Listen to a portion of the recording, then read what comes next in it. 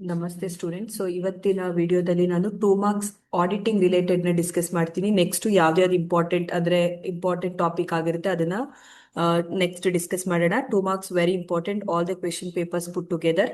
So what do you mean by auditing? Auditing ಅಂದ್ರೆ ಏನು? It is an examination of the accounts, books and the relative documents by qualified person in order to ascertain the accuracy in the process. ಅಂದ್ರೆ ಅದನ್ನ check ಮಾಡ್ತಾನೆ, ಯಾವ್ದನ್ನ books ನ, accounts ನ, ಮತ್ತೆ relative documents ಯಾವ್ದು ಬೇಕೋ ಕ್ವಾಲಿಫೈಡ್ ಪರ್ಸನ್ ಅಂತಾರೋ ಒಬ್ಬ ಚಾರ್ಟೆಡ್ ಅಕೌಂಟೆಂಟ್ ಆಗಿರ್ತಾನೆ. In order to ascertain the accuracy ಅಂದ್ರೆ ಪ್ರಾಪರ್ ಆಗಿ ಮೇಂಟೈನ್ ಆಗಿದೆಯಾ ಅನ್ನೋದನ್ನ ಆಡಿಟಿಂಗ್ ಅಂತ ಕರೀತಾರೆ. So next, what is wages? Wages ಅಂದ್ರೆ ಏನು? Wages are the payment made to employees for their work, ಇಲ್ಲ given to employees for their work or services, typically hourly or daily basis ಆದ್ರೂ ಆಗಿರ್ಬೋದು. Next, what is intangible assets? Intangible assets are non-physical assets with values like patents, trademarks, goodwill or intellectual property ಅಂತ ಹೇಳ್ಬೋದು. ಇದನ್ನೆಲ್ಲ intangible assets ಅಂತ ಕರಿತೀವಿ. So ಇದಾದ್ಮೇಲೆ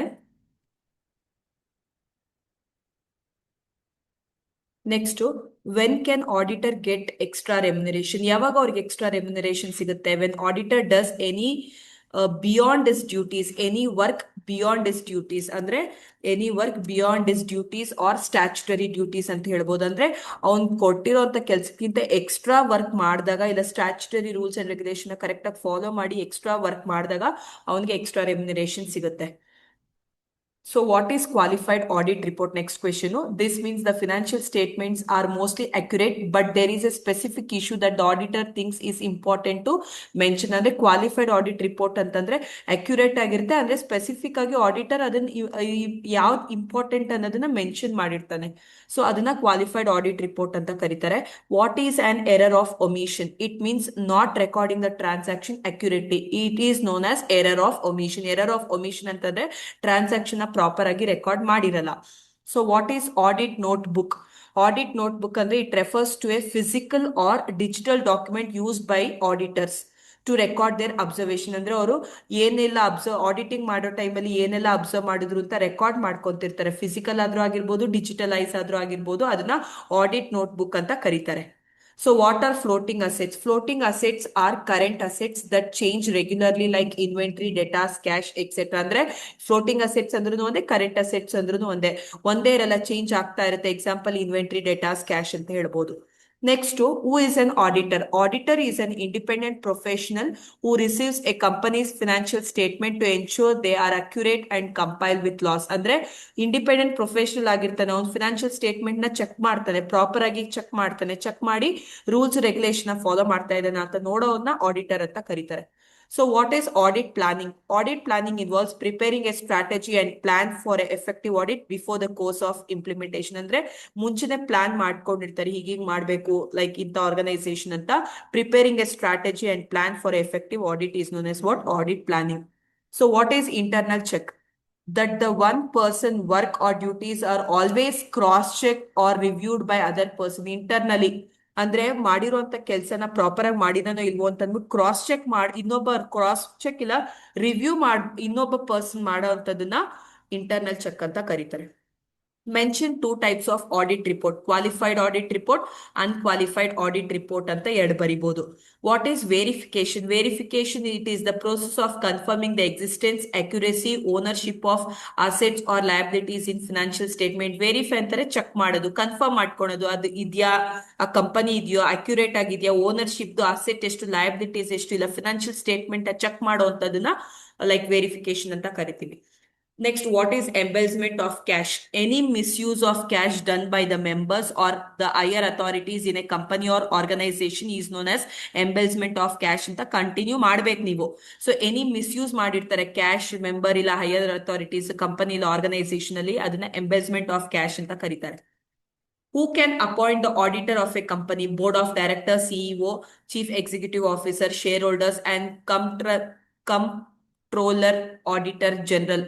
ಇದನ್ನು ಕೂಡ ಕೇಳ್ತಾರೆ ನಿಮ್ಗೆ, CAGA ಯಾರು ಅಂತ ಅಂದ್ಬಿಟ್ಟು. ಸೊ ಕಂಟ್ರೋಲರ್, ಆಡಿಟರ್ ಜನರಲ್ ಅಂತ ನೀವು ಬರಿಬಹುದು. ಸೊ ಇವರು ಎಲ್ಲರೂ ಕೂಡ ಅಪಾಯಿಂಟ್ ಮಾಡಬಹುದು. What is code of ethics of auditor? The principles or guidelines which an auditor has to follow when doing his duties. ಒಂದು ರೈಟ್ ರೆಸ್ಪಾನ್ಸಿಬಿಲಿಟಿ ತಿಳ್ಕೊಬೇಕು ಅವ್ನು ಫಸ್ಟ್. ಒಂದು ಪ್ರಿನ್ಸಿಪಲ್ಸ್ ಏನೋ ಒಂದು ಗೈಡ್ಲೈನ್ಸ್ ಏನು ಅಂತ ತಿಳ್ಕೊಳೋ ಅಂತ ಡ್ಯೂಟಿನ ರೈಟ್ಸ್ ಡ್ಯೂಟೀಸ್ ಮಾಡೋ ಟೈಮಲ್ಲಿ ಒಂದು ತಿಳ್ಕೊಳೋ ಅಂತದನ್ನ code of ethics of an auditor ಅಂತ ಕರೀತಾರೆ. So state any two objectives of auditing.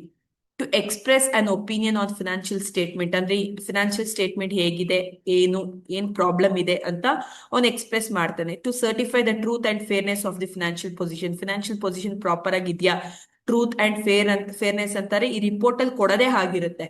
So whether it is they are doing in a proper way ಅನ್ನೋದನ್ನ ನಾವು like one of the objectives of auditing ಅಂತ ಹೇಳ್ಬೋದು. What do you mean by capital reserve? Reserve ಅಂದ್ರೆ ಫ್ಯೂಚರ್ಗೆ ಅಂತ ಎತ್ತಿಟ್ಟಿರೋದು. It is a reserve created from capital profits. ಬಂದಿರೋಂಥ ಲಾಭದಲ್ಲಿ ಸ್ವಲ್ಪ ಪ್ರಾಫಿಟ್ ನ ಎತ್ತಿಕ್ಕಿರ್ತಾರೆ, ಲೈಕ್ ಅಸೆಟ್ ಸೇಲ್ ಮಾಡಿದಾಗ ಇಲ್ಲ ಇನ್ವೆಸ್ಟ್ಮೆಂಟ್ ಮಾಡಿದಾಗ. ಸೊ ಇದನ್ನ will call it as what? Capital reserve. What do you mean by preliminary expenses? These are those expenses incurred before a company starts operation, like incorporation, registration, etc. ಅಂದ್ರೆ company start ಮಾಡಕ್ಕಿಂತ ಮುಂಚೆ pre ಅಂತಾರೆ, ಮುಂಚೆನೆ ಆಗೋಗ್ಬಿಟ್ಟಿರುತ್ತೆ expenses. ಅದನ್ನ ನಾವು preliminary expenses ಅಂತ ಕರಿತೀವಿ. What do you mean by professional ethics? Any guidelines or principles which are issued by ICAI to auditor in order to perform his duties. ಅವಾಗ್ಲೇ ನೋಡಿ ನಾವು ಲೈಕ್ ಇಲ್ಲಿ ನೋಡಿದ್ವಿ, code of ethics of auditor ಅಂದ್ರೂ ಒಂದು rights duties follow ಮಾಡಬೇಕು, principles guidelines. So ಅದೇ ರೀತಿ ಪ್ರೊಫೆಷನಲ್ ಎಥಿಕ್ಸ್ ಅಂದ್ರೆ any guidelines or principles which are issued by ICAI to auditor in order to perform his duty is known as what? Professional ethics ಅಂತ ಹೇಳ್ಬೋದು. So ಇಷ್ಟು 2 ಮಾರ್ಕ್ಸಿಗೆ ನಿಮಗೆ discuss ಮಾಡಿರೋಂಥದ್ದು students. What do mean by auditing, wages, intangible assets, ಅವ್ನಿಗೆ ಯಾವಾಗ extra remuneration ಸಿಗುತ್ತೆ, qualified audit report ಅಂದ್ರೆ ಏನು, ಎರರ್ ಆಫ್ ಒಮಿಷನ್ ಅಂದ್ರೆ ಏನು, ಆಡಿಟ್ ನೋಟ್ಬುಕ್ ಅಂದ್ರೆ ಏನು, floating assets, auditor, audit planning, internal check, 2 types of audit report, verification, embezzlement of cash, who can appoint auditor of a company, code of ethics of auditor, objectives of auditing, capital reserve, preliminary expenses, professional ethics, ಇಷ್ಟು ಕೂಡ ನಿಮ್ಗೆ ಅರ್ಥ ಆಗಿದೆ ಅನ್ಕೊಂತೀನಿ. So ಇನ್ನ ಕೆಲವೊಂದು important ಯಾರು ನನಗೆ ಅನ್ಸುತ್ತೆ ನೀವು ಲೈಕ್ ಈಸಿಯಾಗಿ ಸಿಂಪಲ್ ಆಗಿ ಅರ್ಥ ಮಾಡಿಸ್ಲಿಕ್ಕೆ ಟ್ರೈ ಮಾಡೋದಲ್ಲ, ಅರ್ಥ ಮಾಡಿಸ್ತಾ ಇದ್ದೀನಿ ಅನ್ಕೋತೀನಿ. ಸೊ ನೆಕ್ಸ್ಟ್ ವಿಡಿಯೋ ಶೇರ್ ಮಾಡೋ ತನಕ ನನ್ನ ಚಾನೆಲ್ನ ನೋಡ್ತಾ ಇರಿ. Thank you students.